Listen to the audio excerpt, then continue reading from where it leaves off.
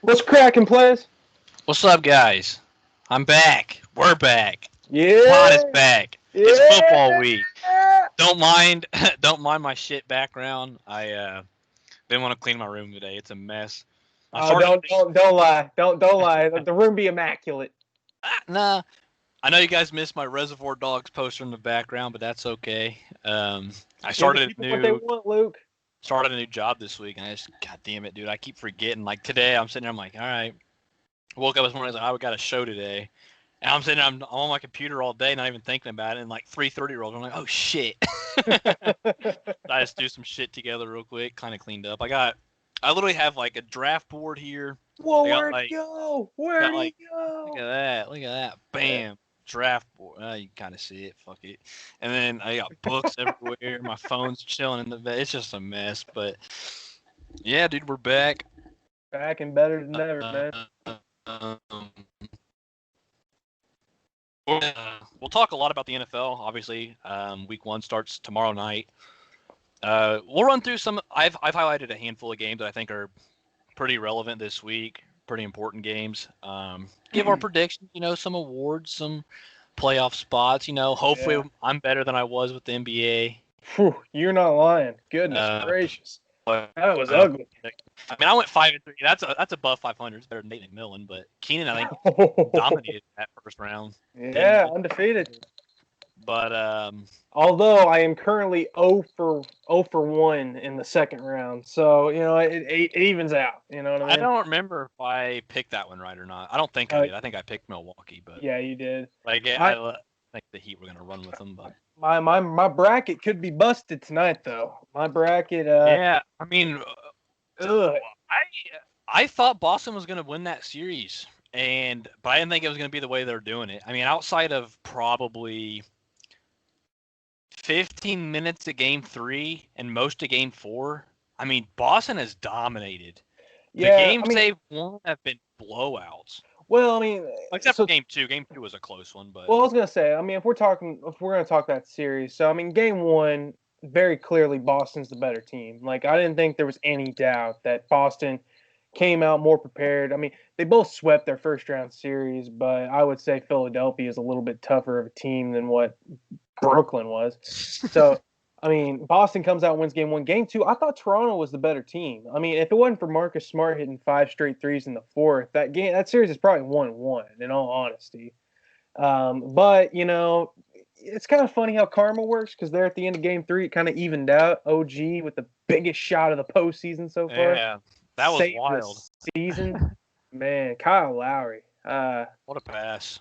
Yeah, absolutely. I mean, in a regular postseason, you don't get that just because you don't get 9 feet of play to work. Yeah. But, I mean, hey, if it's there, use it. And Right. so game four, game four was interesting because I really thought for the first time all series, I thought Toronto could win the series in game Yeah. four.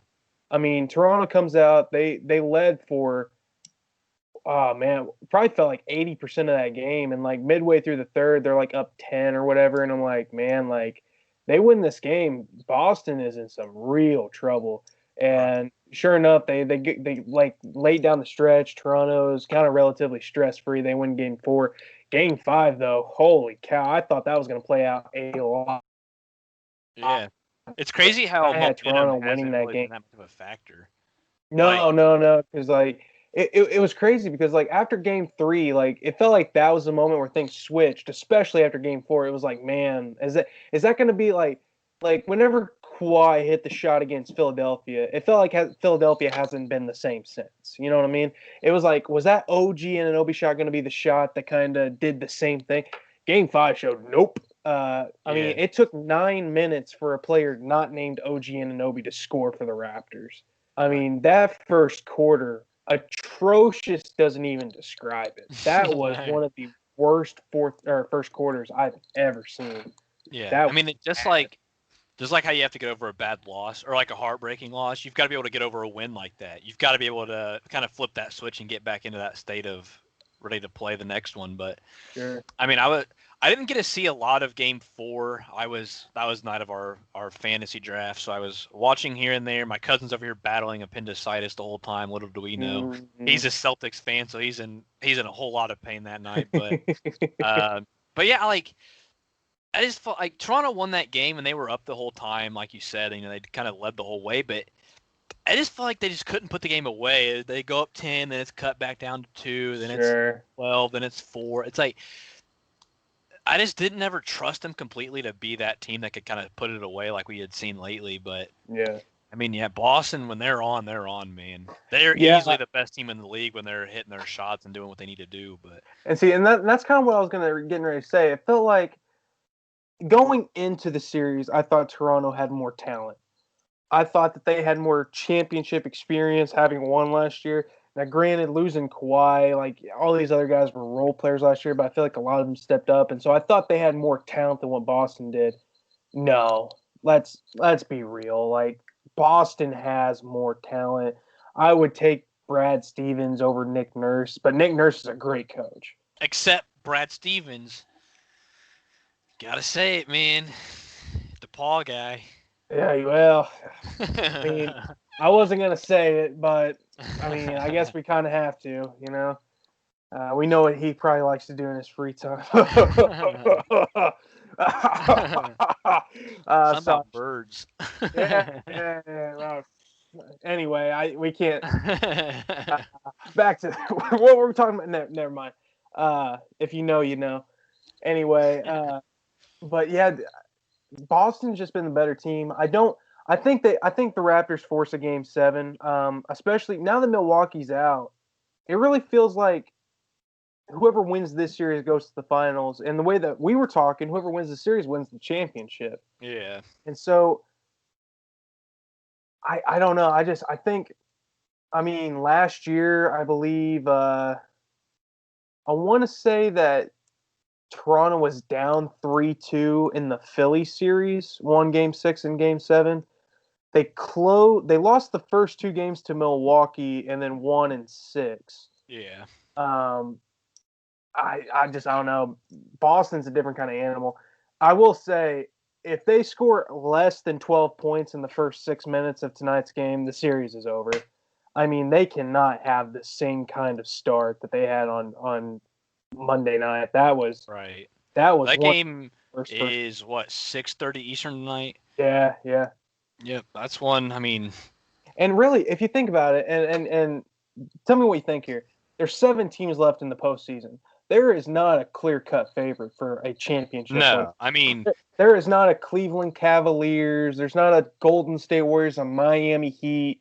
There's no type of those teams out there. It feels like this season has the most parity of any season in probably the last 10 years. yeah, and I mean, every other night you're like, man, the Lakers do look like that team, but then they go out there and they kind of lay an egg against Houston in game 1. Yeah.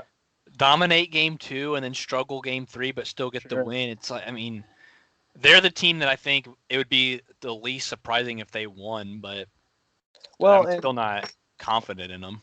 well, and it's like it's kind of the same thing with the Clippers, right? The Clippers, they show flashes of championship brilliance. You know, they can go on some runs that make you really think like, man, they finally have it figured out. And then Yeah. it's like you have guys, you know, I watched game, what was it, game 3 the other night that they played against Denver, and it was like the first half, I'm like, they're keeping it close. Denver goes up like 7 or 8, and you're like, well, what's going on, you know? And then, you know, Los Angeles going like a 10-0 run, and then Denver would come back with like a 10-0 run. And Yeah. thankfully, Los Angeles got the last run of that game. But it's like, I don't really trust them. Denver, you can't really trust them because they run one play. They run that, you know, that screen and roll at the top of the key. Yeah. That's basically what their whole offense is. Or try to hope Jokic can get the rebound and just fling it 94 feet. Yeah, like, I mean, that's their whole offense. Yeah. Houston, I mean, Houston's game plan's been the same for a long time. It's just get to the 3, do that flailing shit at the line, and hope they get 3 free. I mean, that's been their whole offense. It doesn't work in the postseason. If they can get Russell Westbrook to hit a goddamn shot, they'd be fine. This Would dude they can't hit though? Would anything.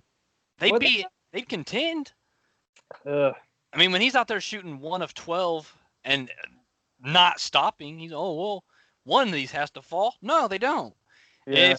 If you're gonna keep Yeah. putting up bad shots, you're gonna get bad results, and that kills Yeah. them. But, And I mean, looking at the I mean, Miami, they're 8-1 in the postseason, but I still don't buy them as contenders. You know what I mean? yeah, they're just. I don't want to discount what they've done, but I just don't know if they're gonna need a superstar, and I don't Well, know if Jimmy Butler can be that guy well, consistent. and it's like in the first series against Indiana, I mean, Indiana was not a good team. Their No. best player in Sabonis wasn't out there. And the Heat, I mean, they got a good draw. You know what I mean? They Yeah. thankfully they didn't have to play that many games in the first round series. They figured out the puzzle in the second series, which is make Giannis shoot from the outside and hope everyone else misses. And And then sure Giannis enough, is out for yeah, and basically 3 games. it's like Chris Middleton can't hit a shot. It's like there's no one else on that team that you would really want to trust going down late. I don't So, know, man. Eric Bledsoe. oh, let's get real. Come on. But so Miami figures that puzzle out. But it's like, would you take? So I mean, you're higher on Boston than I am. You would take Boston over Miami, right? Easily, yeah. Would you take Boston over, or would you take Miami over Toronto? I think that one's closer, but I still would I would take Toronto. Same, yeah, same. And so Only thing I'd be worried about there would be Adebayo. I don't know if Siakam could hang with him strength wise. yeah, So I think but then again, I don't know who on Boston could do it either. I think Adebayo is the mismatch. I think he's the piece that takes Miami to the finals if there is if they one. get there. But I mean, another problem is that so that series wraps up yesterday. I mean, if the Toronto Boston series goes 7, you're looking at what, five off days for Miami in between games? Yeah. Because they'll play game 7 on Friday, and that means game 1 would be Sunday. So yeah, 5 days in between games. So I mean, is that enough time where they get a little rusty? I mean, I don't know. So, ah.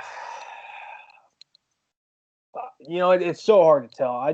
I'm not a big believer in Miami. Of course, if something wild happens either tonight or in Game 7, if it goes that far in the Toronto Boston series, say an injury or nagging something comes up, maybe Boston. I mean, Yeah.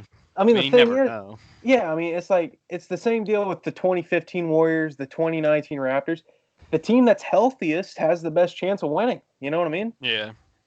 But That's what Miami's makes the healthy. playoffs tough. Yeah. I mean, Miami's healthy. they're getting contributions from all their guys. I mean, Tyler Hero was huge last night. Sure. Duncan Robinson can hit 7 threes on any given night.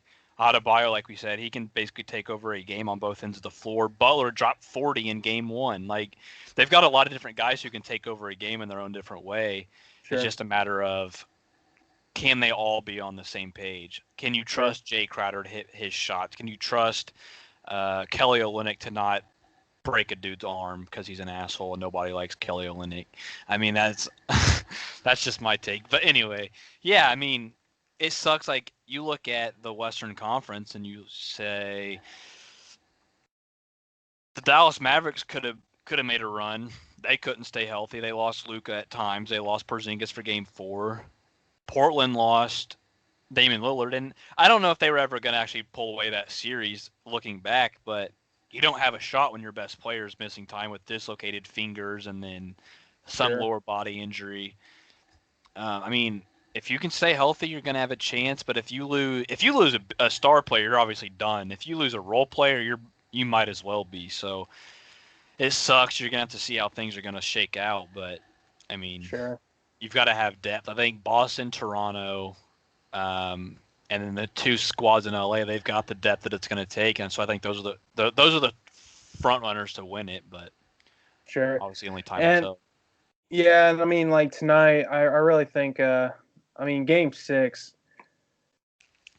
Man, I don't want to say whoever wins tonight wins the series because I think Boston has shown more of an ability to bounce back than what Toronto has. But man, it really feels like that. I mean, I really think that I don't know. I think Toronto, both teams have the talent to win one game, and if it comes down to one game, who do I trust more? I would probably trust Kyle Lowry more than I would trust Jason Tatum. Just more experience, more postseason experience. I don't know. We'll end up seeing, but kind of going over to baseball, not much to talk about. The Yankees have been sucking for the last several weeks, getting blown out by mediocre teams. What's crazy is that you get beaten by enough mediocre teams, you become a mediocre team yourself. Right. And when you give up 10 runs in the sixth inning to the Blue Jays, um, that's not good. Ottavino, No. Ottavino once said he could strike out Babe Ruth. He gives up a grand slam to a guy named Jensen, whose first name I do not know. You can't come on, man. Like the Yankees would be Right. that they are the 8th seed in the playoffs if it starts today. It's not Uh great. oh no, I would say it's not even good. Like I'm just saying. So the Yankees have been trashed. DeGrom is going to close in on a third Cy Young in a row, and he might have 0 postseason appearances to show for it, which is absolutely sad. Get him out of New York, unless he goes cross town, but get him out of New York. But I tell you what, man. Football, that starts up tomorrow. How about that? I know I'm excited. I know you're probably excited. What about that? Yeah. Well, I know you might have just saw me on my phone. I'm a lot less excited right now. Oh no. Vikings defensive end Daniil Hunter just got put on IR. Uh, He's out for at least 3 weeks now, which sucks. But they did just get Yannick Ngakoue from the Jaguars a few nights ago, so yeah, that decent pickup. you can swap it. You can make it work for now. But I mean, their first 3 games are against uh, 3 teams that I don't think I can stand. So I have to look. I don't know who they play week 3, but I know their first 2 games of the year they play Green Bay and Indianapolis. So Yeah, fair. not having your best player against 2 teams that I really don't want to see win Lose to it, yeah. puts a I don't know an analogy. Really puts Yeah. an on my ass. But god damn, that sucks. But yeah, I mean football's back. I got my Drew Lock jersey on, Daddy Drew, whatever you want to call him. I got big things, man. Yeah.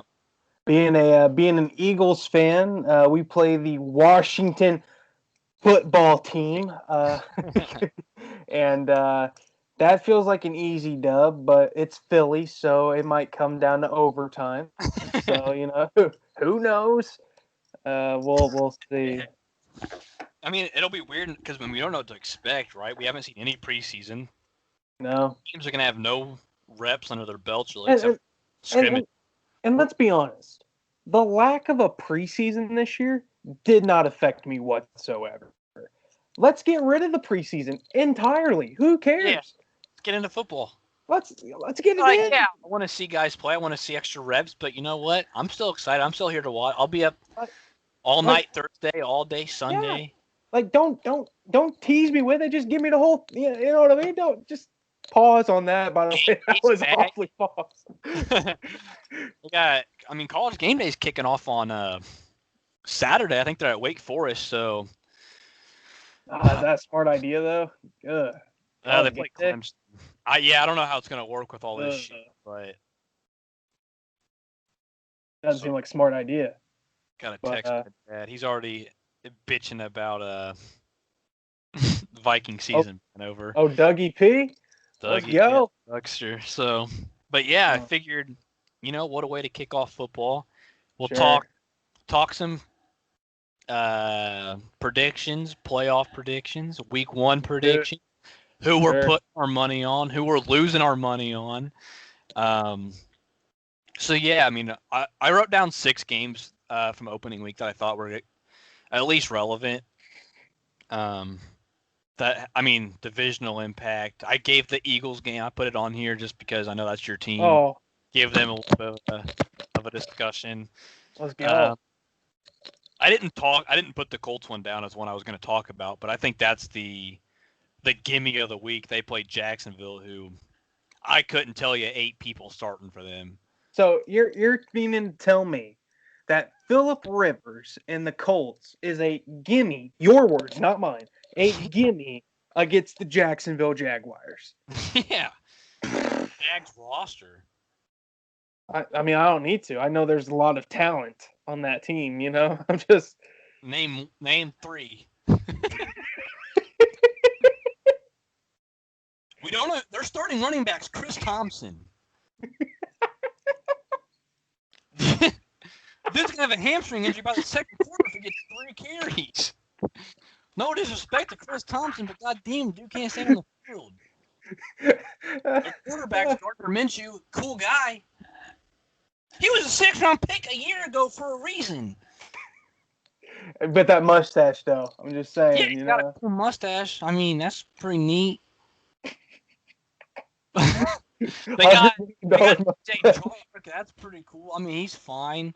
I think Tyler Eifert's their starting tight end. Oh, wow. He's going to join Chris Thompson on the IR. I mean, shit. They got Miles Jack. He's whatever. He's good, but, I mean, you can't have a one-man wrecking crew on defense. God, oh, man. Jacksonville's bad, man.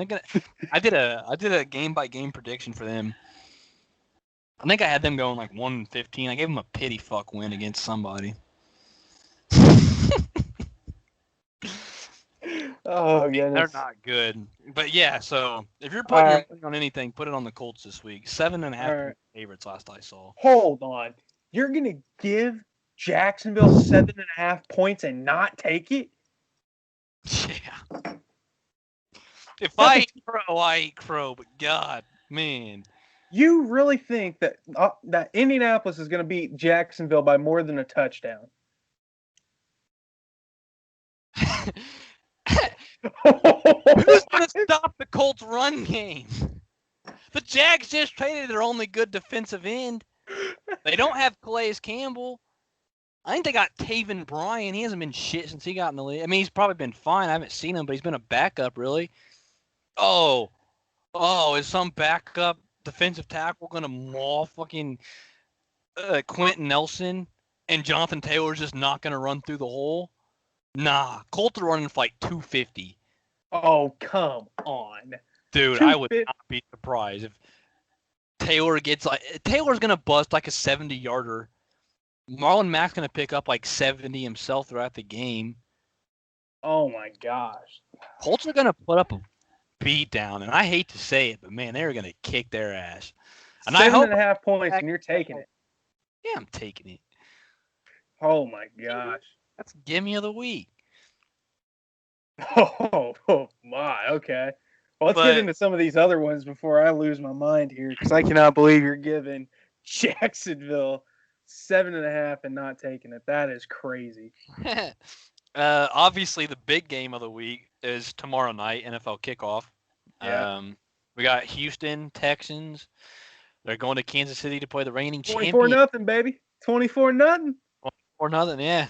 They even got that in their Super Bowl rings. I don't know if you saw that. I did see that. That's pretty cool. So, I mean, obviously the talk around Houston all offseason was like, oh, shit, Bill O'Brien's an idiot. He traded a superstar wide receiver for an injury-plagued backup running back. I mean, And, pretty smart move. He did it. And, hey, Bill O'Brien, dumbass. That's all I can say. That's my take. Oh, come on now. Cool move. But they just extended Deshaun Watson. So now the 2 highest paid quarterbacks in NFL history going at it week 1. Both at about $40 million a year, roughly, is what they're making. It's just Mahomes is tied in a little bit longer, about half a decade longer. But, yeah, I mean, Houston's a good team. I just don't trust them at all with their lack of offensive line, lack of a true run game. They don't have that star receiver, don't really have a great defense. They've got a solid defense, but not anything you can hang your hat on. J.J. Watt, I don't know how this dude's always up there for Defensive Player of the Year. He plays like 3 games, gets a few tackles for a loss, misses the rest of the season with some elbow bullshit, and then they shut him down. And then, oh, wow, look at that. He's 98 overall in Madden. Talk Talk But that talk, they buddy. extended their middle linebacker. I think it was Zach Cunningham they extended. All right. So But, what's the line on this game? let me pull it up. I should have it somewhere.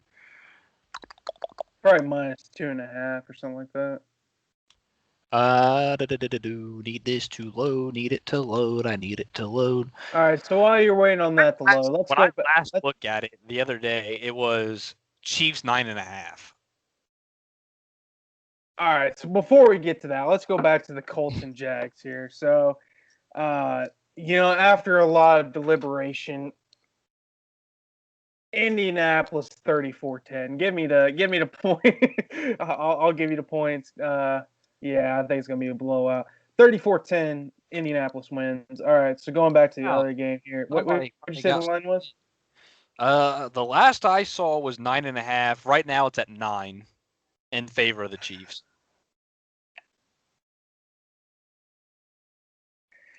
You know what? I'm gonna go bold prediction here. I think Houston wins that game straight up.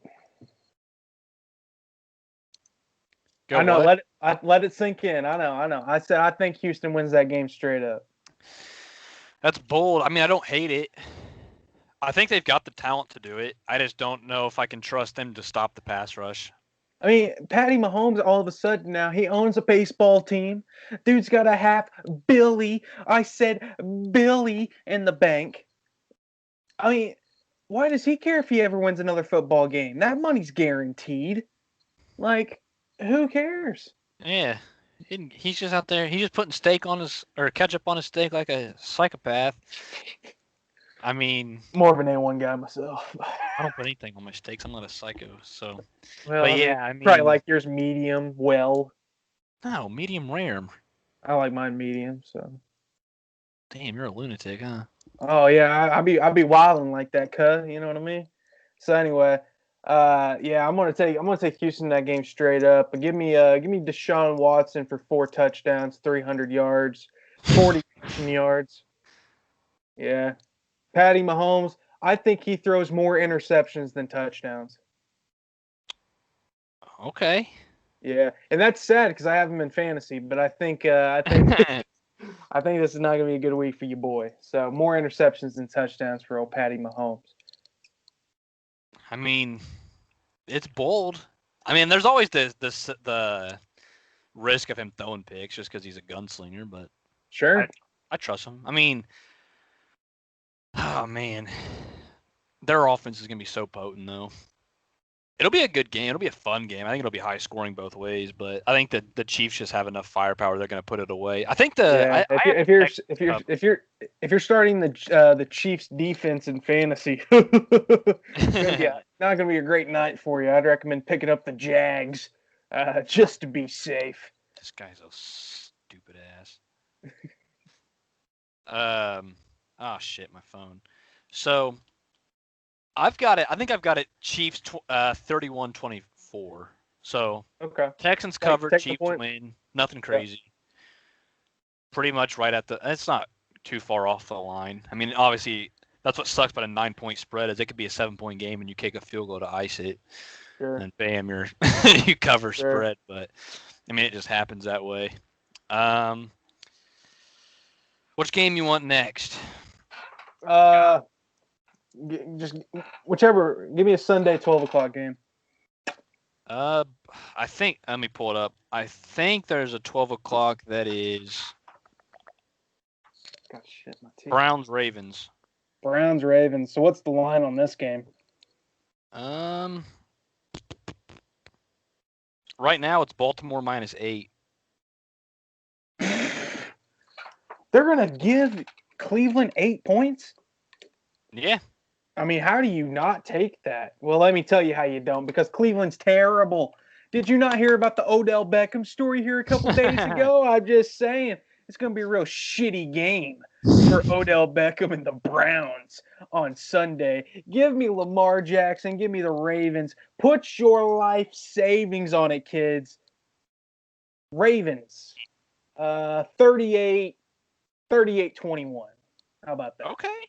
High scoring. I like it. I mean, I believe last year they took, I want to say Cleveland scored like 44 on Baltimore in their first matchup and beat them. I think it was Baltimore's first loss of the year. Well, I mean, much like how Odell Beckham likes it, the Ravens are gonna steamroll the Browns come Sunday. So let's all prepare for that. I've got it 27-23 Ravens. So Browns still cover, but Ravens win. The Browns are tough because they improved their offensive line. They added a good tight end in Austin Hooper. I mean, Jarvis Landry is probably their number one wide receiver. Odell Beckham's their number two. So, I mean, a lot of talent there in Cleveland. They just don't know how to utilize it. You know what I mean? They take it on the chest, if you know what I mean. So. Their defense is fine. It does suck. They did lose Grant Delpit for the year. God damn it. I don't know. Browns are a solid team. They got plenty of talent. I just don't know. They've got Kevin Stefanski as head coach. We'll see how that works out for him. But yeah. I think I have them as a borderline playoff team again. It's just I don't know if. I mean, Baltimore week 1 on the road's a tough one to win.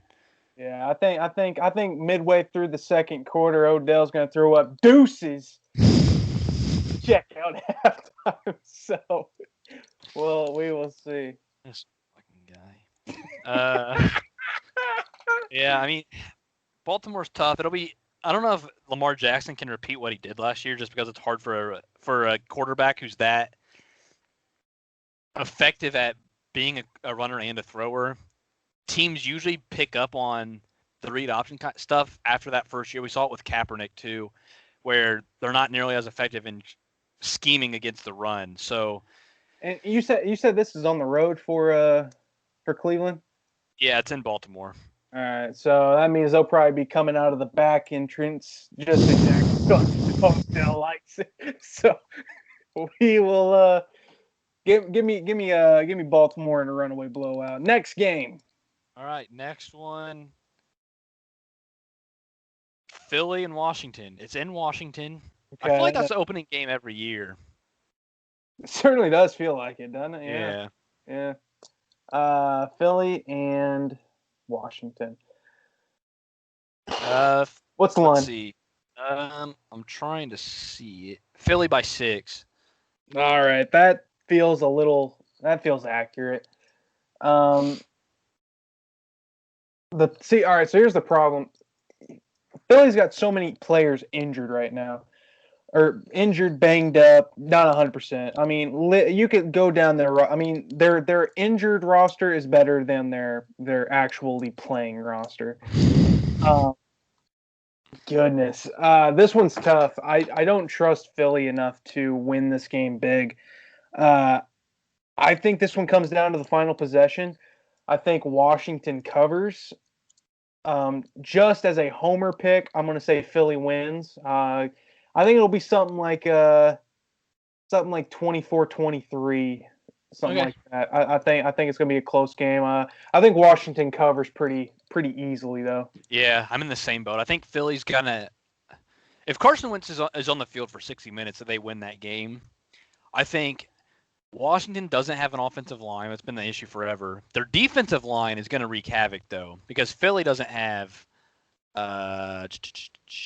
But here's the problem: is that last year Philly had no receiving core, right? You had high school JV players out there playing wide receiver for an NFL team.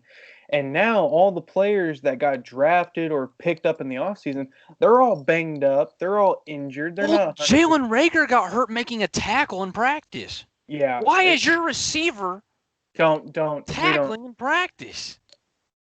I just can't stand it. So you want to get my blood pressure up, don't you? So, Philly doesn't cover. Give me Washington cover on Sunday. Chase Young, I think, is going to have a big game. I don't know who the Eagles even have starting at left tackle. I know it's a mess. They've had a lot of. Still, maybe Jason Peters. I'm not entirely sure. I think they signed him to play guard or something, and then they had an injury at tackle. They're all over the place. Either way, it's not going to be great. I wouldn't take a 39-year-old, I don't know how old he is, but Jason Peters against Chase Young. No, Chase Young's going to eat him alive. Yeah. Best prospect you'll ever see, probably. So, Yeah, I think that game's going to be ugly for everyone involved, yeah. fans included. I Philly what was it? 2 years ago they won the Super Bowl, and it's like, they had so much talent. It was like, well, could they repeat? They're such an exciting team. They got Wentz back. All this. No, like at this point, and this is honest to God, I defended Carson Wentz for a long time. I thought that before he got injured, he was the MVP of the league. But you can't have one injury after another, and still be $100 million quarterback. You just Yeah. can't have it. Now, Well, and granted, last year, he was on the field last year, and he had no talent. But it's like you gotta do something. You gotta do something. they've had just really bad luck of not having everything stringed together. Yeah, And like you can tell they don't have faith in him staying healthy because you just signed Josh McCown to the practice squad yeah. as an emergency quarterback. And you have Jalen Hurts as the backup. So what does that say about him too? You know what I mean? Yeah. Jalen, he's more of a. How do you even describe his style? Eh. Exactly. It's not memorable. It's not. It's not first round pick worthy. It's certainly not going to be starting week one. The thing that he has going for him, right, is that Carson Wentz, unless he's wrapped in bubble wrap, there's a chance he gets injured practically every play, including handoffs. Yeah. So I don't know. Hopefully we don't see Hurts in game one, but I wouldn't doubt it. Like I said, Washington covering, I wouldn't say it's a lock, but boy, I would feel much more confident in that than anything else. So Yeah. I think I've got a 28-24 Philly, so okay. they win, but Washington covers. I like Dwayne Haskins a lot. I think he's kind of got the short end of the stick all offseason. Everybody's like, well, he's not going to have his job, Alex Smith, blah, blah, blah. Dwayne Haskins is still a really good quarterback. He was taken in the first round for a reason. He gets some chemistry now with Terry McLaurin again, who he played with in college. They got I can't think of the guy's name off the top of my head for some reason. Sims, their receiver. Yeah, Denzel Sims. No. That's Denzel Mims. Who am I thinking of? Shit. Steven. Yeah, Steven Sims. He caught on towards the end of last year. He has potential to break out. They lost Kelvin Harmon for the year. He tore his ACL, I believe, right at the start of camp. They've got fine pieces. They got a good defense that can get them there. If their offense can just hit on a few plays, obviously they cut Adrian Peterson. Darius Geis' bitch ass. He's gone. Sure. He's not coming back to the NFL, I would assume. I don't know. I don't really know who they have in their backfield besides Antonio Gibson, J.D. McKissick. Not crazy. They're fine players, but I'm not crazy about either of them. Sure. I don't know if they have enough to win, but they've got enough to compete, and that's going to at least get them a few wins here and there. So, yeah. So next game, what we got else week one? Green Bay, Minnesota. Okay. My team. Yeah. Disappointing team. Just lost their best player for at least 3 weeks. Mike Zimmer was saying he was fine. It was all going to be whatever. Sure. Then as soon as Wednesday of week one comes, which is when your first injury report has to come out, they put him on IR.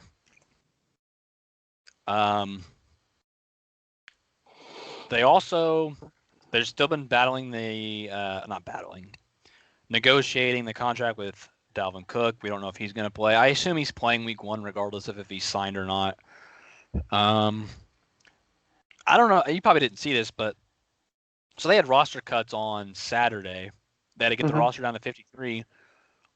They cut every single safety on their roster except for their 2 starters. They do not have. They have 7 wide receivers that made final 53, and they only have 2 safeties. And fun fact, one of their receivers was a receiver in college at Penn State. Sure. caught 3 catches in his entire college career. Sure. Gets to camp, and then like right at the end of camp, they're like, "Hey, we're gonna move you to safety." He moves to safety. Oh, he's gonna make the roster as a special teamer. That's basically what that means. No less than 36 hours later, he moved back to receiver and made the roster as a receiver. What changed? That you're like, oh, you know what? He's a 6 receiver. hours. He's fine. And they have no safety depth. Harrison Smith is 31, I believe. Mm-hmm. And earlier in his career, he struggled with a lot of lower body. I know he had like turf toe and calf issues and stuff like that. He goes down. You do not have a backup. And you're not going to, Earl Thomas hasn't been signed yet. There's still like veterans on the market. But to get a veteran on like a Tuesday and say, hey, you're starting on Sunday, I don't trust it. So, yeah. But so what's the line for that game? Minnesota by 3. That's going to change assuming with the Danielle Hunter news. Yeah, that's the toughest one you've said so far. Minnesota by 3, and that game's in Minnesota. Yeah, noon kickoff.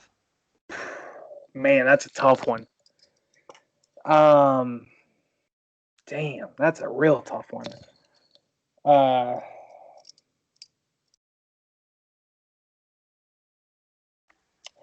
gotta take Green Bay. I'm gonna take Green Bay straight up in that game. I think, man, Minnesota's got a lot of talent on that defensive end of the football, but I think Aaron Rodgers, especially with Jordan Love being drafted in the drafted first round in the offseason, I think he's got a little bit of something to prove. They still got Aaron Jones. They still got receiver blanking on him. Adams, yeah, Devontae Adams, I think. Yeah. Anyway, the offense is still good. I think they've got enough to make it a 2-possession game. I think I could see this game being like 28-18, something like that. 28-19, somewhere in that area. Okay. When I did this, because so me and Caleb have like a sheet that we bet on. And I made mine a couple days ago, and I had the Vikings covering. I had them 27-21. But obviously without having Hunter, that's going to change things. I think it's a toss-up. Yeah, that's the closest one you've given me. I would probably, I'd legit put it at pick 'em at this point because either team can win with the last minute field goal. But I also think Green Bay swept them last year. Vikings should have won the first game, but they got kind of gypped. But it's in the past. I don't really care. Yeah. The Vikings, they've kind of got a messy situation with their offensive line. We don't know who's healthy and who's going to start week 1. Receiving core is fine. Adam Thielen's going to be a good matchup with Jair Alexander. I think Alexander's going to be the better player in that matchup, but I think that opens the door for Justin Jefferson, their first-round pick, and Irv Smith Jr., the tight end. Yeah. He's listed as the backup. He's going to be the starter by end of week 1, I would assume. Vikings defense is still solid even without Hunter. They still have Barr and Kendricks in the middle. Sure. Nose tackle sitting out. Michael Pierce, he opted out for the year.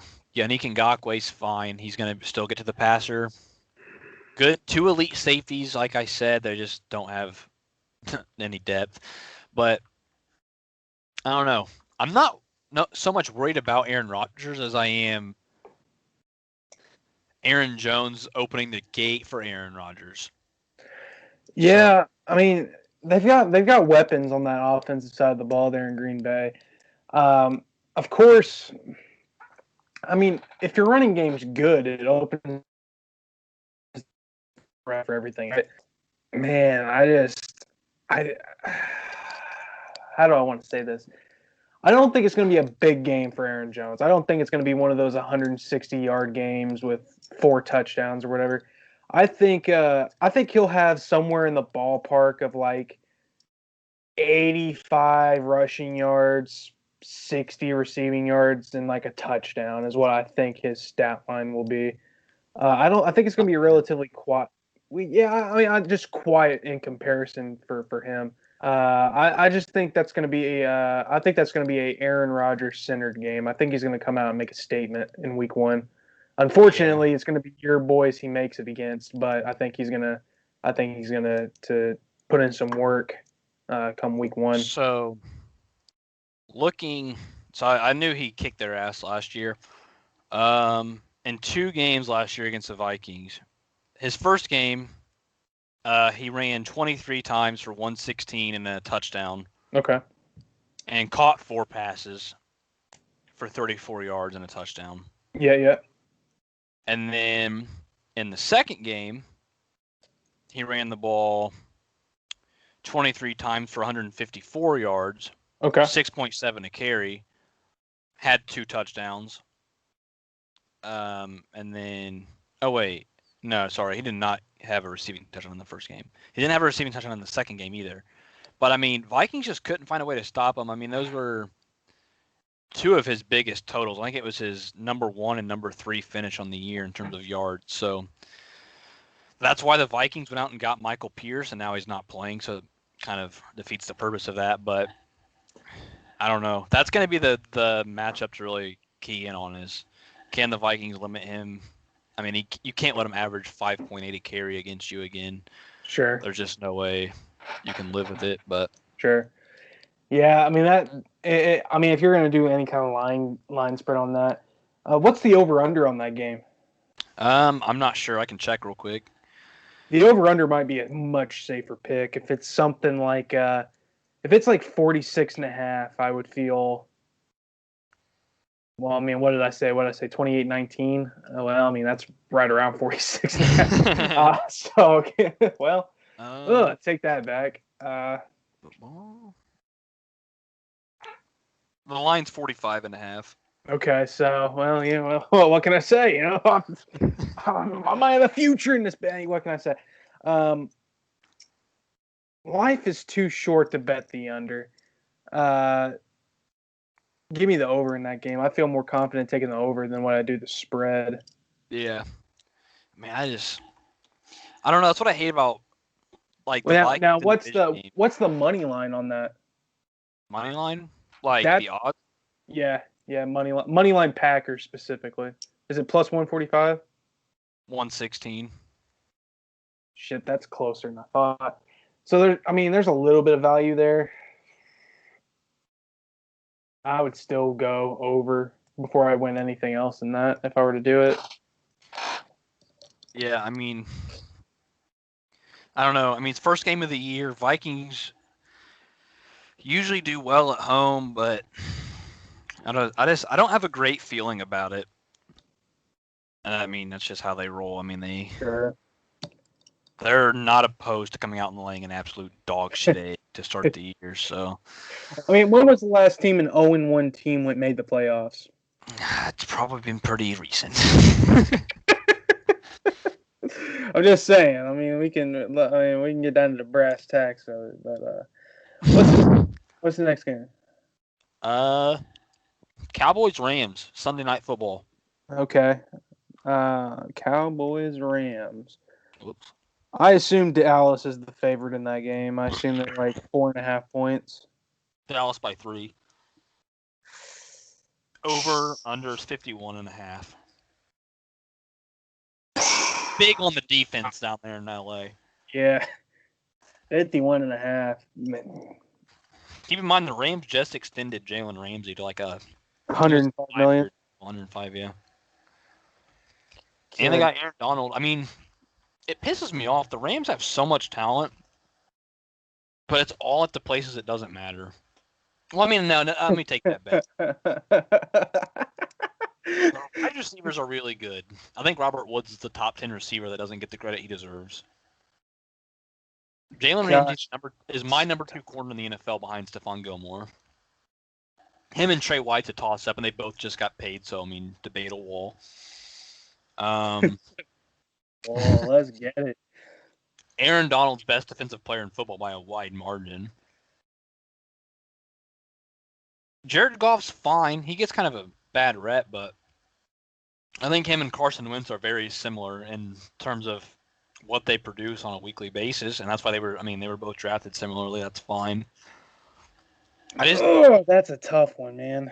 Rams offensive line is so bad, and you Yeah, look I at know. Dallas's pass rush. Their backup is Everson Griffin. I mean, Man, you're not. you They, said 51.5 for that over-under? yeah. I'm going to go under in that. I think, I don't know, maybe some of it's a little bit of selfish desire, but I just don't see, I see a lot of punt in that game. You know what I mean? Yeah. I mean, Uh, it's gonna be a fun matchup of the Cowboys front or offensive line against Aaron Donald. yeah, I want to see how they try to use it, because I'm assuming they're going to try to get him doubled as much as they can. And I don't know if the Rams really have a pass rush outside of him that can make him pay for it. And if they did, it's not like the Cowboys' offensive line is ass. sure. It's probably the best best unit in the league. Excuse me. So I am going to go, uh, Dallas is giving 3. I'll give the 3. I think Dallas wins that game by, man, that game, I can see that one being like 30-24. that's pretty close. I have it 30-21 Dallas. So Yeah, it is interesting to see how they've poorly managed this Dak Prescott situation. They kept sitting back and waiting because they didn't want to pay him $30 million a year. yeah, Well, now the two guys in his market just took 40 a year, and he's on tag, so it's just going to keep going up. sure. So now Jerry and them are going to have to pay. Well, I mean, the thing is he really worth that kind of money, though? Yeah, no. I mean, All right. he's Okay, well, actually, let me clarify. Is any quarterback worth that much? well. I mean, I don't know. I mean, I guess. I mean, the money that you don't spend there, you can spend on your other positions. And I don't know how long they want to keep Elliott in town. They have a lot of wide receivers down there in Dallas. Defensive side of the ball could use work. I mean, it's not like they made the playoffs last year. I mean, if they're going to spend the money, I mean, Dak Prescott's good, but he didn't take you to the playoffs last year against a Philadelphia team that was absolutely ravaged. They had no wide receivers. A New York team. Greg Ward. Okay, let's get real here. A New York team that, honestly, I mean, they were still debating whether or not Eli Manning was a starting quarterback in the year 2019, and a Washington football team that was honestly trying to get the number 1 pick and sucked not enough to get the number 1 pick. They just barely fell out of that. So, yeah, I mean, last year they absolutely should have made the playoffs. They didn't. I don't even know if they finished with a winning record. I think they finished 7-9. Dak Prescott isn't worth $40 million. I I would venture to say he's not worth $30 million. I mean, if you're going to, why not spend that money on the position, like other positions? I I don't know. Yeah, I mean, I'm in the same boat. I think he's a fine quarterback. I think he's borderline top 10, but I'm not paying a borderline top 10 quarterback $40 million. I mean, I don't know what the salary cap is. I'm not going to pretend to know, but I assume 40 million is a third or more, right? Uh, I would assume I would assume it's like 130 million salary cap, right? no, I believe. Let me check. I want to say it's like 190. Oh well, shit. Okay, well in that case, What is the salary cap? That's my question. 198. okay. Well, damn. Okay. Well, like I said, I wasn't gonna pretend to know. Still, 20% of your salary towards one guy. Yeah. I mean, as good as Mahomes is, there's other players on that team that will need to get paid, and They've locked up the majority of not them, going to be right? able to Because do so. they locked up Tyreek Hill, they locked up Travis Kelce, and I want to say they locked up it was Chris Jones on their defensive line. So they got their core guys, but I mean Yeah, they've got over a third of their cap within 2 or 3 guys. So and see, and here's the problem, right? Is that if you sign any of these giant deals, you're mortgaging your future to win now. You know what I mean? That's always the problem with these type of deals. Whether it doesn't matter what sport you're doing, it doesn't matter if it's baseball with a 12-year deal, it doesn't matter if it's hockey with an 8-year deal. Basketball, you don't have 8-year deals, so it's a little different. But you're always mortgaging your future to win now. So, I mean, if Kansas City wins 2 of the next 3 Super Bowls, then I would say the Mahomes contract for more or less was a success. You know what I mean? Yeah. Because in 8 years, when he's making 52 million against the cap, and he's putting up, top 15 numbers, but not top 5, that 52 million is not going to look good. Now, it's Right. hard to project what in 8 years the cap's going to be. I mean, will $50 million be the new ho-hum average? Maybe. It's hard to say. But right now, that deal could look terrible if they don't win now. The problem with giving Dak that kind of money right now is that they haven't won anything. No. They haven't shown any inklings of success. Mahomes he's ran the gauntlet. He's already won a championship. He did it against a 49ers team that was really, really good. He overcame a 24-point deficit against the Texans. He beat a Tennessee Titans team that was leading by double digits in that AFC title game, if I recall correctly. So he's performed already. He's got a great head coach in Andy Reid. I mean, they're in Dallas. They got a first-year head coach. Granted, Mike McCarthy isn't just your average first-year head coach, but I don't know. I think he might. Is Dak a $20 million a year guy? Sure, you can talk me into that. Doubling that, though, I mean, as a Yeah. Philly fan, give him 60, 70, 80 million. If I'm out of selfish desires, give it to him. But if Yeah. I'm looking at it objectively and with a clear mind, no, I don't think he's worth it. So all this looks bad if you are Jerry Jones, but I mean, I kind of agree with him. I don't see giving him that kind of money. Right. And like the thing, I mean, I'm sure Dak has done a lot within that community, which I think that does hold merit, right? Like the Chiefs locking up Mahomes, it shows that you want to keep him in town. You want to Sure, lock him up. You want to make him a franchise guy. I mean, he's already there, but a lot of that money, I mean, he's obviously the most recognizable face in football right now. sure, He's an icon to kids. He's a role model. He does everything right on and off the field.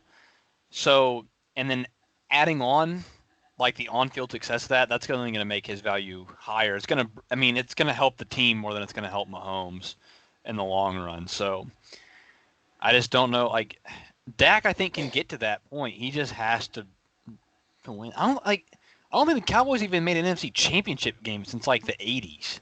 yeah. I mean, they've got talent down there. They just can't translate that talent into winning. Yeah. Like the thing I So don't get is like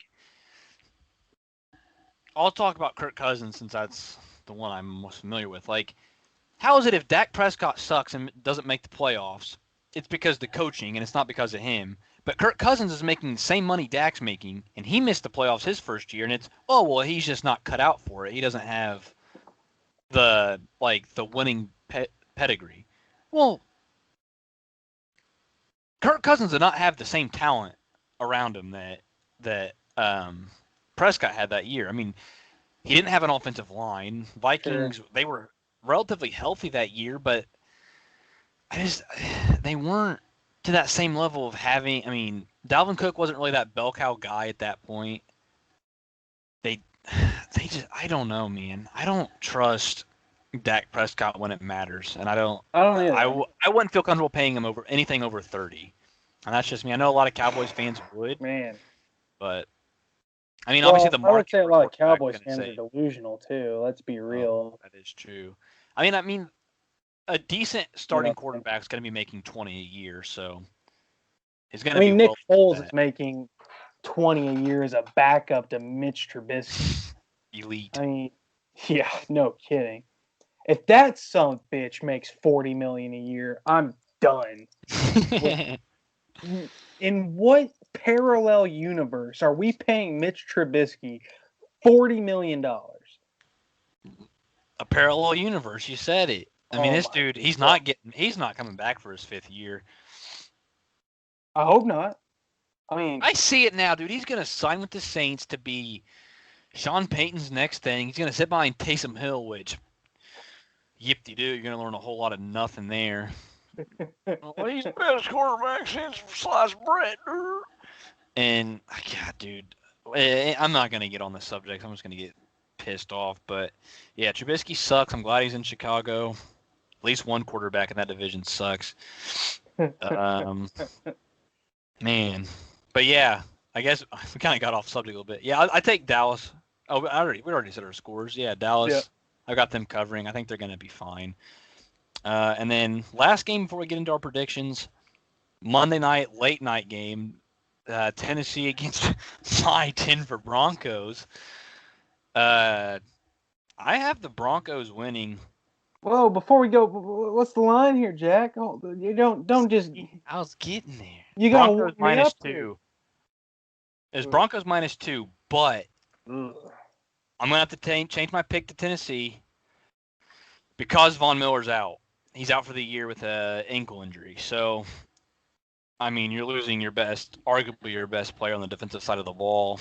Sure. You got a lot of question marks on the offense. I like Drew Lock. I like Jerry Jeudy, but there's no guarantee that they're going to be clicking right away from the jump. So Tennessee's been there, done that. I'll take them on the road. I don't know. I want to see if we have snow in week 1. Did you see the weather in Denver this week? Yeah, it's like 6 to 12 inches, wasn't it? Yeah, it was 94 degrees on Monday, and then Tuesday when they woke up, it was like a foot of snow on the ground. I like that. That's nuts. I like it. I'm all for it. That game, my prediction.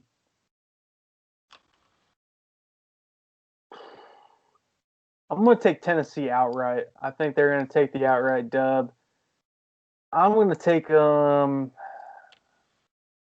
whatever the under is. That's what I'm going to take. I think it's 17-13. All right. Let me check if I can find it.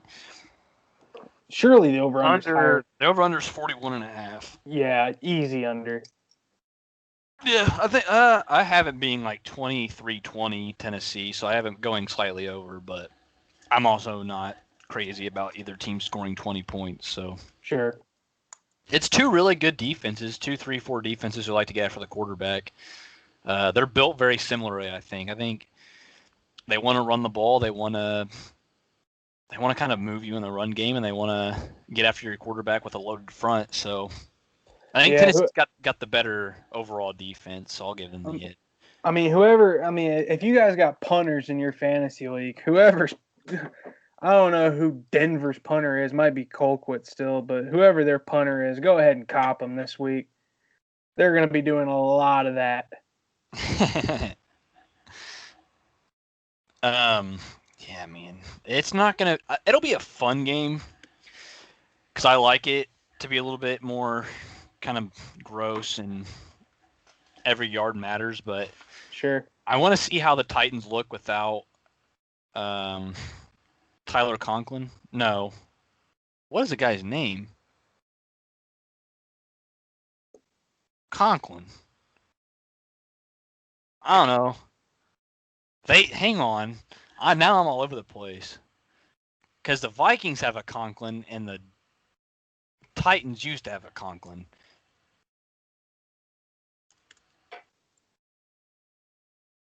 Oh my God, what is his name? Jack Conklin. Whew. Jack. They lost him to the Browns in free agency. So I want to see how Derrick Henry can run without one of his bookends. But, I mean, Tennessee still got a solid offensive line. They added Isaiah Wilson in the draft. He's a massive dude. He's like 6'9" or something. But, man, there's not going to be a lot of deep passes. I'll tell you that right now. Probably going to be a combined like 350 passing yards. So, I don't know. That'll be a fun game. I think it's a 10 o'clock start Eastern time on Monday night, following a pitiful Steelers-Giants game that we're all just dying to watch. Hey, speak for yourself here, okay? Speak for yourself. I mean, I'm excited to watch because it's Monday Night Football, but damn, I don't really want to watch Big Ben's. Dude, they're going to kill the Giants. The Hey, Giants are so bad, dude. think of all the tape he watched this offseason Yeah, after he got in touch with himself and God and admitted to it, and now jacking he's a through that, bro. dude. He is watching tape now. He is They studying come in and defense. say, "Hey, how'd your tape study go?" He's like, "I don't know, man. They have a rock hard defense. He is gunslinging instead of another time. But They know how to finish, bro." Like, okay, we should probably keep it PG. Unlike the type of videos that. and the unfortunate part is that's not even like the biggest story of his career. Holy shit, what a ride that! And he's not even a good dude, so I don't even want to like give him any credit. Fuck that guy. But yeah, man, they're gonna beat the shit out of the Giants. Like, It's I gonna mean, be I like Daniel Jones. I like Saquon. Don't really like a single other person on that team. Yeah, I think that could be in one of them type of ass whoopings where you got in trouble at school and you came home to mom and mom just said wait till your dad gets home. It could be one of them type of ass whoopings. One of those ass whoopings where dad was supposed to get home at 6 and he came home at 7:30. One of those. You know which ones I'm talking about. Yeah. Yeah, Not the best of experiences. yeah. It's Not gonna gonna be be for what's his name? not gonna be for the faint of heart is what it's gonna be. Who did the Andrew Thomas, is that his name? The Giants first round pick. Oh yeah, hey. First night you're out there, you're playing TJ Watt, arguably defensive player of the year. Have Uh-huh. fun, kid. Yeah, welcome to Like, NFL. Fitzpatrick probably gonna pick six Daniel Jones. I'm gonna call it second quarter, like 10 minutes left in the half. He's gonna pick six him. Put that on paper. But yeah. Anyway, let's go predictions. You want to do award predictions? You want to do playoff predictions first? Let's do award predictions. All right. Obvious one MVP. Obvious choice here is to go Lamar. Lamar Jackson wouldn't be a bad one either. But Pat Mahomes obviously is going to be a candidate until he retires. But Sure. I was going to have some fun with it. I went Deshaun Watson. Okay. Just signed a big money deal. I think he's going to have a chance to play without DeAndre Hopkins or really a run game. I think he can still win the AFC South. I'll give him a shot. I think he was in the running for a lot of last year too. So keep the train rolling with AFC quarterbacks. I think Watson's definitely not even really that much of a sleeper at this point. Yeah, I think this is going to be the year a non-quarterback wins it. I think it's been a few years since we had a non-quarterback win it. I think Saquon Barkley wins the MVP this year. I think he's going to get a plethora of rushing touchdowns. He's going to get a plethora of rushing opportunities. He's going to obtain a plethora of rushing yards per game. And yeah, I think he ends up winning MVP this year. It's gonna be tough to go get MVP with a 3-13 record, but we'll see what happens. Well, I mean, he's going to be worth 3 wins. Let's be real here. You know what I mean? He's probably gonna be worth more, but the rest of his team's gonna be worth negative. Well, Offensive Rookie of the Year. I didn't want to get too flashy with this because a receiver is really not gonna win it. Wide receivers just don't win those kind of awards. It could come down to a running back. It could always be, J.K. Dobbins could take off in Baltimore, but they have a huge committee where they can go. Really, any 4 guys can carry the ball. Jonathan Taylor in Indy could get it because he's got the offensive line to kind of create mountains of space for him. But I'm just going to keep it simple. I'm just going to go Joe Burrow. Okay. I think Cincinnati's legitimately like a 6-win roster. They just have to stay healthy. AJ Green, if he can finally stay on the field for more than like 3 games, I think he'll be fine again. But yeah, I like Cincinnati. I like Joe Burrow. He's got plenty of weapons. He's got a decent offensive line. Not great, but okay-ish. He'll put up a handful of wins and get it because he's a quarterback. Yeah, I think offensive. I mean, you could get like Mekhi Becton at left tackle. I think he could end up putting. I'm just kidding. I'm gonna go with a. This is a very bold prediction. You would get plus money at the books if you go with this. I'm going Jalen Hurts. I think Jalen Hurts. I think Carson Wentz has a season-ending injury early on this year. I do not wish it for him. I honestly feel bad even predicting it. I really do. I feel really bad, but I have no evidence to the contrary to say otherwise. Okay. I believe Carson Wentz has a season-ending injury like week 3 or 4. Jalen Hurts comes in, throws 30 touchdowns, has 500 rushing yards, They're and gonna now trust the backup quarterback to throw the ball that often. I'm just saying. I'm just saying. I think we're gonna have a real discussion in Philly whether or not we keep Jalen Hurts as the starting quarterback or if we put Carson Wentz back in He there off an throws 30 injury next year. touchdowns as a rookie. You're damn right you're keeping him. Well, you're paying Carson Wentz a lot of money to sit on that bench, and he's making a lot of money. He'd be coming off his like 4th injury in 5 years. Yeah. Are you really think someone is going to take him?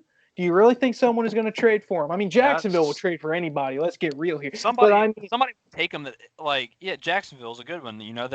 They get Trevor Lawrence and they say, hey, we'll trade for Wentz and just you eat up that money because we're not going to have cap space anyway. We have nobody on our roster. Let Wentz be sort of a backup and more sort of a mentor for a young quarterback, and then bam, boom, Jalen Hurts and Josh McCown running into the sunset with Jalen Rager and whoever God knows else is playing receiver for him. yeah, I think like I said, I think this is Jalen Hurts' year. I mean, I hate wishing. I don't wish injury. I hate predicting injury, but I mean, someone has to. Yeah, I mean, you've always got to account for it. Yeah, It's and always in the books, in the yeah, cards. yeah, and I mean, we don't have Nick Foles anymore. Jalen Hurts. I mean, he was. I mean, he was the bridesmaid in Alabama. I mean, kind of the bridesmaid of the draft. I don't know. I think he ends up being Cinderella, the bride, come January. What's your next award? Real quick, I wanted to ask, do you know if Nate Sudfeld made their final roster? I honestly don't know. I mean, I can't remember if he was gonna make the cut or not. I wouldn't be surprised if they kept him just to make sure they had 3 quarterbacks, but yeah, you never know. yeah, I'm not entirely sure either. But I guess we can keep. Well, I guess we'll go defensive. Defensive rookie of the year. Chase Young. Chase Young. Yep. I mean, that's the easy one. I put Isaiah Simmons just because I think he's going to turn around the Cardinals defense, who desperately needs help. Yeah. And Chase Young might split a lot of his sacks with Ryan Kerrigan and a few of the other guys on Washington's front seven. But, I mean, Chase Young's a pretty easy choice. The dude's going to be a dominant edge rusher for a decade plus, so Sure. there's not really a whole lot of conversation to even have there. Like, there's 2 guys that can do it, and it's Young and Simmons, and that's really about it. Yeah. Comeback player of the year. I thought this one was an easy one. It depends. It depends on how much field time he sees. Who you putting? I think I know who you want to say. If he sees any kind of field time this year, I agree with you. You want to say Alex Smith, don't you? No. Oh, okay. Well, No. All right. Because I don't think he sees the field. Well, I was about to say, if he sees any kind of field time, I think he wins that award pretty easily. Outside of him, maybe Gronkowski. I mean, Cam Newton, man. No. Oh, okay. I see it actually. Only played. I think New England still can win that division. He's taken similar talent teams to the playoffs. His defense isn't going to be as good because freaking half of the Patriots' defense is either opting out or left. So yeah, they don't really have any of those guys, but they still have Gilmore. I like N'Keal Harry in that team. I'm hoping they make a trade. Hopefully, I wouldn't be surprised if they go and get Curtis Samuel right before the season starts and try to give Newton some sort of familiar target to throw to. He spent some time with him in Carolina, but he finally has a decent receiver to work with in Edelman. Cam Newton's had no help his entire career. My Cam Newton jersey is going to be here soon. I was hoping to wear it today, but didn't get here today. But I mean, I think he's easily the best quarterback in that room. There's not Brian Hoyer's not going to beat him out. Jarrett Stidham's not taking his job. Everybody can shut up about that. Cam Newton can easily take that team to 7, 8, 9 wins, sneak into the playoffs if they win that shitty division. Sure. I still think he's borderline top 10 quarterback in the NFL. He just had a bad luck of injury lately. Yeah, I mean, I could see him winning that. He's definitely going to get the opportunity to. Yeah. Gronkowski, I think if he can come back and score 6 or 7 touchdowns and have several hundred receiving yards, I think he's got a really good chance to win that award. If Alex Smith can see any kind of meaningful, like I think all he would need is like 2 touchdowns, like a half's Yeah. worth of game time to win that award. So, yeah, uh, provisionally, I will say Gronkowski. Okay. I like it. Defensive player of the year. Obviously, you want to go Aaron Donald because it's a pretty easy choice. I just said Nick Bosa. Okay. I mean, he was one of the best defensive ends in football last year as a rookie. He's only going to get better. His brother's one of the best defensive ends in football. They're probably working out together on a daily basis in the offseason. He's playing in a division that doesn't really have offensive line help. The Rams don't have a left tackle. Seahawks don't really have a good offensive line ever. The Cardinals don't really have anybody notable. I mean, he's going to rack up numbers in divisional games, that's for sure. So he's going to get the pressure from the sacks. He's probably an easy candidate. Yeah, I will agree with you. I want to give it to a cornerback, but I just can't. I don't think that there is a. Yeah, I just can't do it. I'll give it to you. I'll give Nick Bosa the award as well. What's the next one? Final one that I had was Coach of the Year. Okay. I went with Brian Flores in Miami. Okay. Miami's been bad for a long time. They made a lot of moves this offseason. I think they're an underdog team that can make the playoffs if they stay relatively healthy and just win a few games that they aren't expected to but could. Like if they steal one from Buffalo, steal one from New England, Sure. there's definitely a chance that they could. I mean, I could see the winner of that division it being either Buffalo, Miami, or New England winning it with 9 wins. The Jets stay out of it. You're not relevant. Sam Darnold's not. He's fine. I don't think he's gonna. If they have another bad year, he's gone.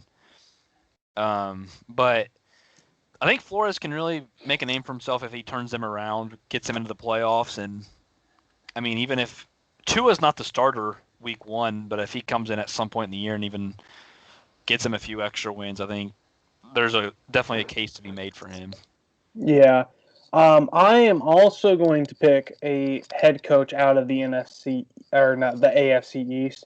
However, I'm going to the border. Sean McDermott, Buffalo Bills. I think this is the year Buffalo wins the division. Obviously, that division's up for grabs, like you just said. I think Buffalo has the best defense of any team in that division. I think they got the most talent. They're a team that has been in the playoffs, unlike Miami. Granted, they haven't done much once they've gotten to the playoffs. I don't think New England has enough talent to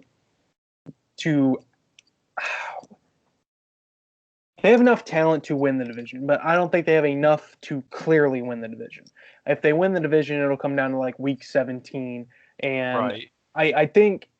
I think that division is a division where one team makes the playoffs, and that's the division winner. I don't think any of the wild card teams come from the AFC East. No. I think, and I think Buffalo's a 10-win team. I think they could become like the 3 seed this year, and I think if they are the 3 seed, I think that's going to be good enough to get the job done. Yeah. The thing that scares me with Buffalo is like their defense is obviously really good. They probably have a top 5 defense in the league. Defensive line could use work, but I think it's very capable of doing what it needs to do. Offensive line's fine. I like the running back duo with Moss and Singletary. It's a very good 1-2 punch of a little bit of everything. Right? They've got some speed, but they've got a lot of punch too. Sure. I'm worried about their receiving core because obviously the Stephon Diggs addition is huge. It gives them a true number one. But I think a lot of the receivers are very similar with Diggs and John Brown and Gabriel Davis. They're all just, to me, they just strike me as just deep guys. They're guys who, I mean, and that's not a slight to them. It's just, I don't like Diggs is a good route runner. I think he's going to open things up underneath, but he's most effective when he takes the top off the defense. And outside of that, you really only have Cole Beasley, and he's a good receiver. Don't get me wrong; he's probably good for 600 yards, but he's not going to like burn your defense at this point. The dude's been there a while. There's some tread on his tires, so Sure. I don't know if I can trust Josh Allen's deep ball enough to hit those guys. And I like Josh Allen. I said it like a year ago. He's one of my favorite players in the NFL. It's just I can't go on record and say that I trust him enough to. Like somebody had him winning MVP. It's like, dude, he's got to hit more than half of his passes if he wants to be MVP. And that's never been the case in high school, college, and early in the pros. Accuracy is not really something you develop. It's something that just kind of comes. So Sure. I don't know. I mean, I like McDermott. I think he's definitely a good candidate. It's just that division's such a toss up. I don't know. I him winning 10 games does less for him than Belichick or Flores winning 9. Okay, So that's I think Buffalo's more of the favorite to come out of that division. So prohibitive, yeah. yeah, but I mean, still a really good coach. Obviously, I think he's done a great job in his time there. So Sure. obviously, I wouldn't hate to have him as my head coach, but just how the I agree. cookie crumbles sometimes. I get it. So NFL this year added an extra playoff team to each conference. There's now 3 wild cards instead of 2, which means now just the 1 seed gets the bye week.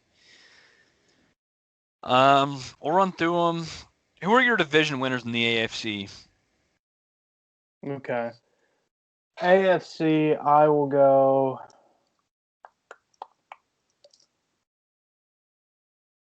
Buffalo, Baltimore, Indianapolis.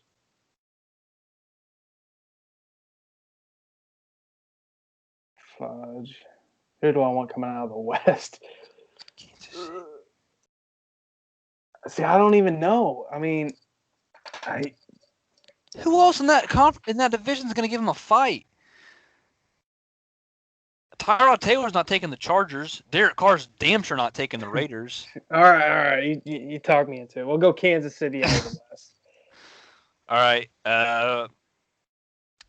Who are your wild cards? We'll go there. Wild cards, I'll go Pittsburgh, Tennessee, and Los Angeles. Okay. I had Baltimore, Kansas City, and Buffalo. I have this is after I did my like game by game stuff, so it changed. But I had Tennessee coming out on top of the AFC South again. Okay. I thought for sure I was going to have the Colts winning that division. Turns out I didn't have them making the playoffs because of a Week 17 loss. So I've got my wild card were Houston, Denver, and Miami. Now I'm probably going to take Denver out of that and throw in. Man, it's either going to be Indy or Pittsburgh. With Von Miller not being there, that's a huge loss. I mean, you're basically your entire defense right there. So I'll give it to Pittsburgh because I think they're still a very capable team as long as Big Ben stays on the field. What you got in the NFC? NFC, I know you're. All right, so NFC West. NFC West, I'll go Niners. Let's see here. Niners, Eagles, Vikings, and man, that NFC South is so hard to say. Yeah, I know. New Orleans. I'll go New Orleans in the South. All right. I went Dallas in the East. Okay, I'm not mad. Obviously, they were 9-7. I mean, Seattle in the West. I think Seattle's a pretty solid team still. I think Russell Wilson's going to get them in the playoffs. I had the Vikings and Packers tying in the North, so hell yeah, dude, Vikings all the way, baby. The Vikings in the North I think it was 10-6 or 11-5. And then people didn't like this when I said it. I have Atlanta winning the NFC South. Looking at their roster, man, they've had so many injuries, it's not even funny. They're like the Chargers of the NFC, but if they stay healthy, and Todd Gurley's a big part of this, if he can stay on the field, they've got a very good roster. Sure. Man, they're deep, they're fun. I really like them. They're pretty young in the secondary, but I mean that'll be interesting to see how it plays out, especially in that division with Michael Thomas, Chris Godwin, Mike Evans, and man. So let me ask you, who do you got in your wild cards? Because now all of a sudden that's a really tough discussion. 49ers, Packers, and Saints. So you don't even have Tampa Bay making the playoffs. No, they tied with the Saints and got beat, and Philly didn't make it either. But that's for the same reasons that I had with you was Wentz. Yeah. I mean, I'm not mad at it. I mean, the NFC East is going to be a one-team division. Yeah, I mean, it used to be 3 teams. It used to be everybody was 9-7. They all got in. Now they're all 9-7, and only one can get in. Yeah. Man, that's a tough one. Because I've got 4 teams that I think can make it. I mean, for my wild card would be Seattle, Atlanta, Green Bay, and Tampa Bay. And I think the team that would miss out would be Seattle. I think you get 3 out of the NFC East. I think South. Yeah, 3 out of the NFC South. I just Washington. No, I think San Francisco can 1 seed the NFC. I think this could be a year where they put up like 13 playoff or 13 regular season wins. Yeah, I mean, the problem is that if you have 3 teams coming out of one division, they all have to play each other, so someone has to lose. Yeah. But it's like, how much better is that division from the rest of the league? And I think that division is significantly better than the other teams are playing. So, yeah, I think I got to go with those 7 out of the NFC. Yeah, I really wanted to put the Cardinals in because I think that they can put up points this year. I really do like what they've done. Yeah. But I think they're still one summer away. Okay. If they can add just one more defensive piece and an offensive line, I mean, obviously you can't; those don't just come around every summer. So they're a fun team. I think they're going to put up a lot of points. They're going to put up a lot of fight every single week. I just don't know if they're quite there ready. They're probably like a 7 or 8 win team who's just right on the cusp. Sure. I had Seattle and Kansas City as my 1 seeds. Wow, you got Seattle as the 1 seed. Yeah, I really like Seattle. Okay. Losing Clowney is going to be interesting for them, but I mean, they got Jamal Adams. He basically does it all. He's going to turn their defense into something special like it used to be. Still a really good team. Kansas City's an obvious one. I mean, them and Baltimore are going to go 1-2, I think, just like they did last year. Sure. I didn't want to, I hate picking the Vikings to be like a contender just because I don't want to be like that homer type guy, I guess. But when I got to the playoffs in my roster, they got good matchups. I had Atlanta beating Seattle in the divisional round after I have them losing to them week 1. Okay. I had Minnesota and Atlanta in the NFC Championship. Throw back to 1998 for you. Vikings suck, missing goddamn field goal. 15-1 years, whatever. And I've got Chiefs Ravens in the AFC Championship. I think that one's much more I think those are the 2 teams that come out. I think those are the 2 best teams by a landslide in the AFC. NFC's very wide open. I have Vikings beating the Falcons and then Ravens beating the Chiefs, and I have the Ravens winning it all. So, hate to see the Vikings lose again, but it's what we've come to expect. So, Yeah. Man. For my predictions, AFC.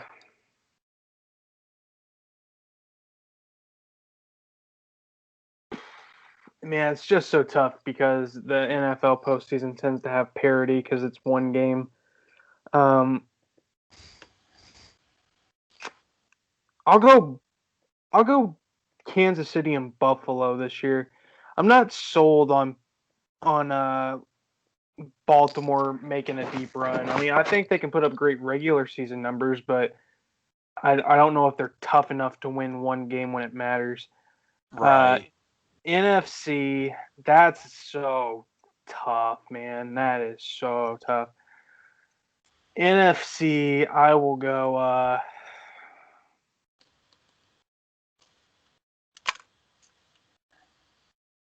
I'll go 49ers and Vikings in the NFC title game. Okay. Uh, I think you're gonna have there's gonna be attrition, right? Because I think what you're gonna end up having two NFC South teams play each other in that first weekend, and I don't trust New Orleans against a team like Green Bay or a team like Minnesota. I could they win it? Absolutely they could. I just they've had enough shortcomings in recent years to where I mean, like you said earlier, like you said with Russell Westbrook, one of these has to go in. No, it doesn't. No, Yeah. they literally do not have to work. If so, Jim Kelly would have a ring. How many does he have? No. Yeah. Exactly. Yeah. Like that's So kind of where I'm at. Like the Saints, obviously they have a really good roster, top to bottom. It's one of the best in football, but they haven't shown that they can win big games. sure. I mean, obviously the Rams one sucks. It's a tough one because obviously it was not pass interference. They lost last year. They lost to the Vikings the year before that, or Yeah. 2 years before that. Yeah. It's they haven't shown that they can get over that hump, and Drew Brees isn't getting younger, and he Yeah. didn't look good last year in the playoffs. I mean, really, if you think about it, I mean, they haven't recovered. They haven't recovered from the Stephon Diggs touchdown. No. I mean, they I feel like they can get to the dance, but once they get to the dance, they don't have the right partner. You know what I mean? Right. It's kind of like the Heat this year in the playoffs. They had the right partners to keep dancing. You know what I mean? New Orleans, they're going to need the right partner, and I don't think that they're going to find it. I think they Yeah. would need. Oh, do you think Tom Brady's not going to figure you out by the third time he plays you Yeah. in a playoff game with his new team? He's going to figure you out. Yeah. I mean, if they've got to play Green Bay in Green Bay in January, I don't like that for No. a team that plays in a dome in Louisiana. If Yeah. I don't I don't know. I don't see it happening for New Orleans. My Super Bowl prediction, I will go Kansas City over Buffalo, and I will go Minnesota.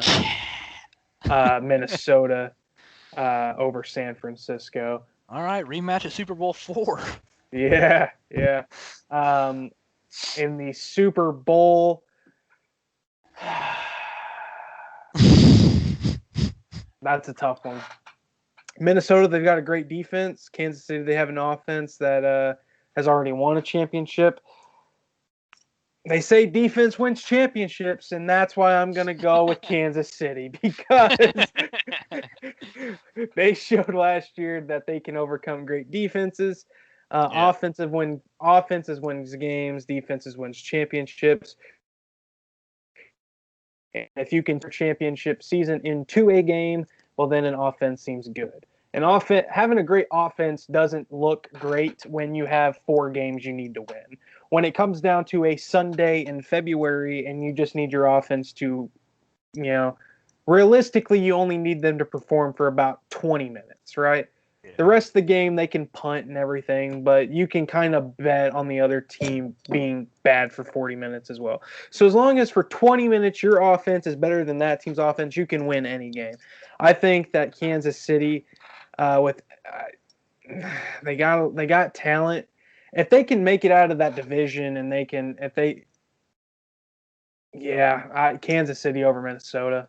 Yeah, I mean, if Minnesota was in it for me, I would trust them to beat Baltimore if I trust them over Kansas City. I think the way their defense is built, if I'm assuming if they're fully healthy, right? You have Ngakoue and you have Hunter on the ends, and you've got Barr and Kendricks in the second level. You're going to be much more capable of stopping Lamar Jackson on the ground than you're going to be able to stop Mahomes through the air, especially with 3 rookie corners basically starting for you. I think the Chiefs are going to be able to really give them a problem where Baltimore, I mean, the Chiefs beat the Vikings last year without Mahomes. So, I mean, I don't know if they could stop him. I think Zimmer would be smart enough to figure out a way to stop Baltimore to a degree and give them a chance. I still think Baltimore would win it, but I think it'd at least be a closer game than what Kansas City would throw up. Sure. Yeah, I think it's going to be interesting for sure. I think Kansas City, a couple years ago when they faced the Patriots, some people say if Mahomes touches that ball in overtime, they win that game. Yeah. Last year, they came back from double-digit deficits in all those games, and they returned basically all those pieces. If they can make a deep run, who else would you trust? I mean, maybe Tom Brady if he can get to that point. But the problem is, I don't think he does. I think that the talent discrepancy between the AFC and the NFC is so vast. I mean, it's night and day, the amount of talent between the two conferences. And keep in mind, like we kind of talked about it a little bit ago, like for the Buccaneers to get through the NFC South, they're gonna have to go through a gauntlet. There's not gonna be a single game that's easy. Sure. I mean Carolina, but Luke Kuechly's calling their defense basically. It's not gonna be easy. Kansas City, they have to play the Chargers without Derwin James, that's their whole defense. The Broncos without Von Miller, that's their whole defense, and the Raiders with their whole defense. So the Raiders aren't good. Like the Chiefs can get out of it a lot more cleanly than anybody in the NFC. The NFC is going to be tough top to bottom. The AFC, there's 3 teams that I completely trust, 2 teams that I think are contenders, and a lot of teams who are like, oh, they're decent. Sure. So, I mean, I think Kansas City is going to be fresh coming into the playoffs. I don't know if they'll be able to rest into the season because I think them and Baltimore will both be so high. I sure hope for the 1 spot. Because now the 1 seed truly matters. Yeah. I mean, there's no fans. Well, now the 1 seed still has more value than the 2 because you're playing that first week. Sure. So we'll see how it goes. It'll be interesting. But I think Kansas City is just a tough team to bet against. It's just like the Patriots. You don't want to bet against them when they're hot. Sure. Andy Reid's a genius. Pat Mahomes is best quarterback in the game by a mile. It's only because I'm not signed, but I'll let it slide. That's a good point. He's not wrong, guys. I mean, he might be a little bit. Oh, shit. It's 6 o'clock. Oh, my God. The Brewers game just ended. Oh, yeah? They played the Detroit shithead Tigers today. Yeah? 19-0. Close game. 21 hits to 2. Oh, my God. That's bad. Close. Tigers are a nightmare. But, I don't have anything else. Anything you want to add? Hockey. We're down to the Final Four. Edmonton, Rogers Place. You sent a tweet at the beginning of the year. I asked you who are going to be the 4 champions in the 4 major sports. You said Chiefs. Or no, you said Ravens. That didn't age that well. You said Bucks. That didn't really age that well either. You said Lightning. They're in the Final Four. That's kind of your best prediction so far. And you said the Yankees, and that did not age well either. Anyway, Final Four. No Canadian team's going to win the cup for the 28th straight year, whatever it is. It's kind of ridiculous at this point. Braden Point for the Lightning. He is my Conn Smythe favorite at the moment. He's Yeah. got the most points. Between them and the Islanders, I like the Lightning much more than I like the Islanders. I mean, they won 8-2 in Game 1 the other night. I don't know how you define ass beating in hockey, but that seems pretty appropriate. You know what I mean? It's pretty Just pretty yeah. relevant. What was even crazier about that was that their first shot not on goal came like with 40 seconds left in the game. Before that point, every shot was on goal, which absolutely ridiculous. I don't know how you do that. Vegas and Dallas. I don't like Dallas. I don't trust them. I mean, Miro. God, I forget how you say his last name. Blue liner for Dallas. Or Miko. Blue liner. Anyway, some people say he's the favorite for the con if he makes it that far. I don't think they get past Vegas. Vegas is just too talented. I think that the problem with hockey is that it doesn't really matter because there's so much parity, and Right. if you run into a hot goaltender, your season's over. And Ben Bishop for the Stars has been really good, but Robin Lehner and Marc-Andre Fleury has been really good for Vegas. I forget who New York's goaltender is, but Vasilevsky for. Some people think he's the best goaltender in the league there in Tampa Bay. I don't. I still think it's Carey Price, but yeah, I think for that you're going to get Tampa Bay, and I think you're going to get Vegas. That's a tough one if that ends up being the final. Vegas, they're great everywhere, but Tampa Bay just has such a potent offense. I would probably have to take Vegas in that matchup though, which is crazy because 2 of the 3 years they've been in the league, they've made it to conference title games. They won the Campbell their first year, could win the Campbell again here next week, and then to be lifting the cup. That would be also pretty crazy. Yeah. So I don't know. A lot of fun there in the NHL. The playoffs have just been awesome from start to finish. How's their finals gonna work? Are they gonna rotate What do you mean? like arenas? No. So I believe all the games from here on out are being played in Edmonton. Okay. I believe Tampa Bay and New York went to Edmonton after the end of their conference semifinal series, and now everything is just being played in Edmonton. Okay. I mean, it makes sense. I mean, you're not having arena costs in 2 cities now, and I mean, you're not running multiple games a day anymore. You're just running one game every other day. Yeah. So I just didn't know if there was gonna be like an issue of like one team has to travel for the finals at the other arena between series, and then it wouldn't be fair to have them have to travel for 2 games, but then not make the other team travel for the rest. But if they're already in the same place, I guess it doesn't really matter. But yeah, so all the games are being played at Rogers Place there in Edmonton. I think they're playing it in Edmonton just because I think that before the postseason started, that Edmonton had less cases than Toronto, which makes sense. Toronto's like the 3rd or 4th biggest city in North America, and Edmonton's significantly smaller. So I don't know. So yeah, I think. I mean, I was rooting for Vancouver once Montreal got eliminated, but Vancouver lost that. What did they lose? Game 6 to Vegas, and they ended up getting eliminated. Hockey's been a lot of fun, man. Yeah. If I was going to take their Conn Smythe concept, and apply it to basketball, their postseason MVP so far, man, that's a tough one. I mean, maybe. Gosh, I want to say Kawhi, but that doesn't. I don't know. He just seemed a little too spotty. Up I until want to give everybody from Boston just responsible. But outside of like or prior to Game 3 the other night, it would have been Jamal Murray for me.